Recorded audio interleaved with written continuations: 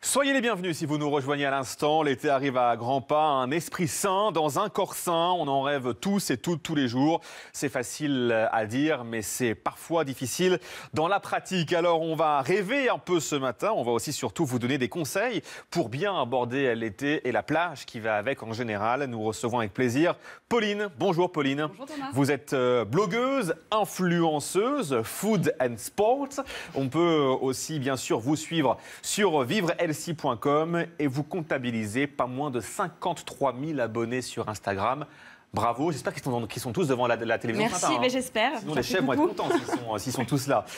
Si vous deviez décrire ce matin, Pauline, votre style de vie, justement, avant de parler un peu plus de votre blog, ce serait lequel ?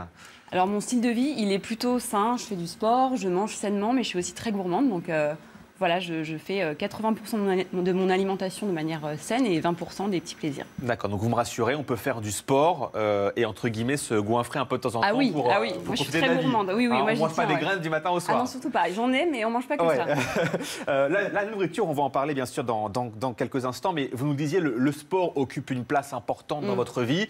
On ne va pas se mentir, le sport, parfois tout le monde dit super, je vais m'y mettre, c'est maintenant, je suis motivé, et puis au bout de 2 semaines, 3 semaines, on arrête.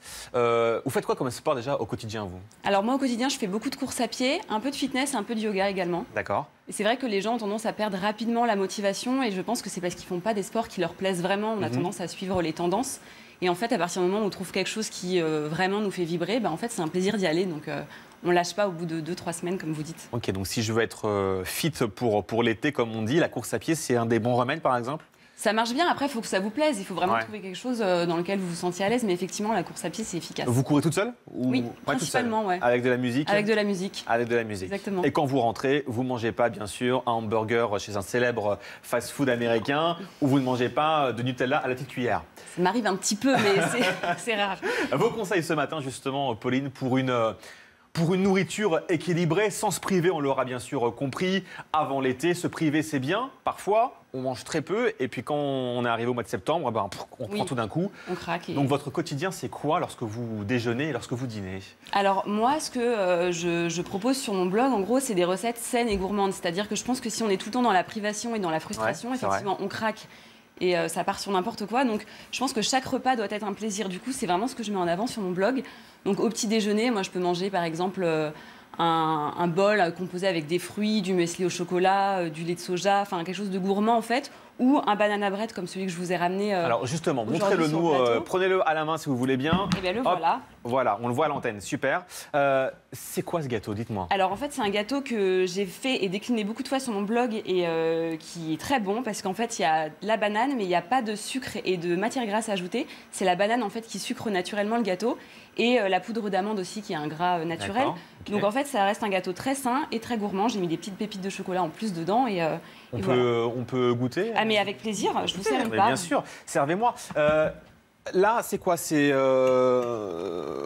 là, je vous ai ramené quelques. C'est de la coco, c'est ça ? Oui, c'est du sucre de coco, tout à fait. Je vous ai ramené en fait quelques produits qu'on peut avoir dans sa cuisine et qui permettent de donner du goût à son alimentation de manière saine. En fait. Alors justement, le sucre de coco, qu'est-ce qu'il a de plus sain entre guillemets que le sucre traditionnel, par exemple ? Alors c'est un sucre qui n'est pas raffiné, qui est naturel et surtout il a un indice glycémique beaucoup plus bas que le sucre blanc.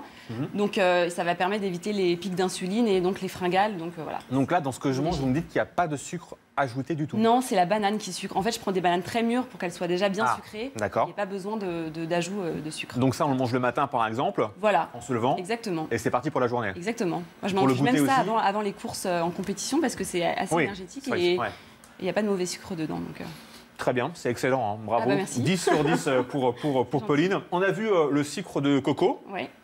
C'est pas très élégant ce que je fais, mais bon, je mange et je parle en même temps.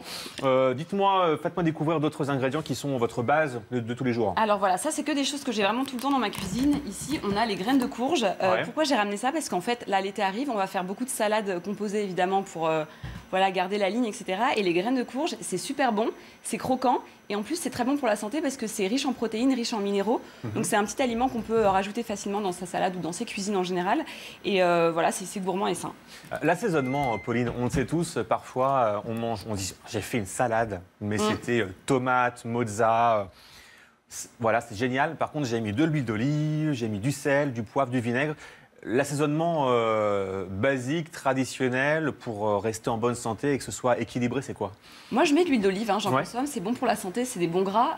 En fait, de manière générale, les huiles essentielles, les huiles végétales sont bonnes pour la santé. Donc moi, je mets un filet d'huile d'olive, un peu de citron aussi, ça permet de rajouter du goût sans avoir de matière grasse en plus. Donc ouais, je suis pour. Le bocal, avec ce qu'il y a à l'intérieur. Le bocal, c'est de la farine de châtaigne. Pareil, je fais beaucoup de gâteaux avec. En fait, c'est une farine sans gluten. Donc c'est vrai on entend beaucoup parler de la tendance du sans gluten. Ouais, c'est vrai. Moi, je ne suis pas intolérante, mais dans mes lectrices ou mes lecteurs sur le blog, il y a des personnes qui sont intolérantes. Donc je propose souvent des recettes de gâteaux avec cette farine qui ne contient pas de gluten et qui est très gourmande, avec un petit goût sucré et très digeste aussi. Donc alors justement, hier, je regardais votre Instagram, les commentaires aussi, vos stories, on en verra une dans quelques instants d'ailleurs. Qu'est-ce que viennent chercher les gens en s'abonnant à votre Instagram, en consultant votre blog? Des conseils, ça va plus loin? Vous les rencontrez, vous échangez des recettes? Comment ça se passe? Oui, alors je pense qu'ils viennent effectivement chercher des conseils. Déjà, moi, il faut savoir qu'à la base, je ne faisais pas de sport, je ne mangeais pas sain du tout. Alors le déclic, c'est quoi? Et le déclic, c'est que je me suis mis à la course à pied. Parce que pour tout vous dire, je l'attends. Donc, ah oui. Ben moi, en fait, je me suis mis à la course à pied parce que j'étais inscrite dans l'entreprise dans laquelle je travaillais avant, à la Parisienne. J'ai adoré, ça a été vraiment le déclic de me mettre au sport. Et le fait de me mettre au sport m'a amené à chercher une alimentation plus saine et favorable à ma santé, en fait. Mais si on est aussi honnête ce matin, on peut se le dire, une alimentation saine comme vous nous proposez ce matin, ça va avec le sport. C'est un peu difficile de s'alimenter extrêmement bien et ne pas courir ou ne pas faire un sport après. Oui, pour être honnête. Oui, c'est dommage. Pour moi, ça va vraiment de pair et c'est pas juste une question de ligne, c'est vraiment une question de santé. Pour moi, voilà, pour être en forme, il faut effectivement pratiquer une activité physique. Alors, votre blog, vous êtes une jeune femme. Il y a aussi des hommes qui le consultent? Un peu. En fait, depuis que j'ai fait le marathon de Paris il y a 2 ans, il y a eu un peu plus d'hommes. Après, je pense que c'est la distance qui leur a parlé, je ne sais pas. Mais effectivement, je dois avoir 20% d'hommes et 80% de femmes qui me suivent. C'était un plaisir de vous recevoir ce matin. Juste, tant pis, j'assume pleinement le retard qu'on peut prendre. Est-ce qu'on peut voir un extrait de votre story? Allez. Vous annoncez hier votre arrivée sur ce plateau, un peu angoissé, je crois. Un peu angoissé, On vous demandera après comment ça s'est passé. Ça marche. On va pas se mentir, je suis pas sereine, hein, mais ça va, je vais respirer. Je suis un tout petit peu au bord du burn-out de stress. Hein. Si mon gâteau il est pas bon, si je trébuche, si je dis des bêtises, franchement, ce métier est très stressant, on ne se rend pas compte. Alors 53 000 personnes potentiellement l'ont vu. Le gâteau, rassurez-vous, est excellent. Top. Ça s'est bien passé. Très bien, très bien, mais on est en direct, mais c'est comme à la maison. Tout va bien. Presque. Merci à vous d'être venue ce matin. Pauline, je rappelle qu'on retrouve votre blog sur le www.vivrehealthy.com et on vous retrouve également sur Instagram et sur les réseaux sociaux. La météo est votre journal.